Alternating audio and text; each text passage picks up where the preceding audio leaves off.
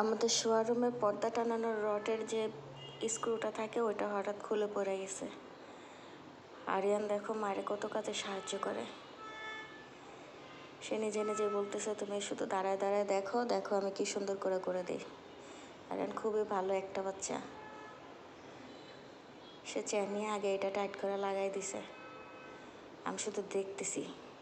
আমাদের উচিত আমাদের ঘরের কাজে বাচ্চাদের সাহায্য নেওয়া, তাহলে তারা বুঝবো মার কেমন কষ্ট হয় সব কাজে, আবার ভবিষ্যতেও কাজ করতে আগায় আসবো। যদি কাজ থেকে তাদের দূরে রাখি তাহলে তো তারা বুঝলো না এটা তাদের ঘরের কাজ, এটা তাদের দায়িত্ব। এখান থেকে বাচ্চারা দায়িত্বও শেখে। বাচ্চাদের ছোট ছোট দায়িত্বগুলো ভাগ করে দিলে তাদের সময়টাও ভালো কাটে, খারাপ কাজে তারা সময় নষ্ট করে না। আর এভাবে ঘরের অন্য মানুষেরও কাজে সাহায্য হয়। সুন্দর করে স্ক্রুটা লাগাইছে, এবার আমি রডটা আগায় দিলাম।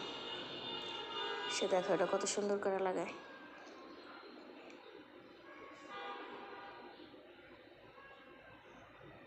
এই তো হয়ে গেছে, এবার এই দিকটা দিলেই হয়ে গেল।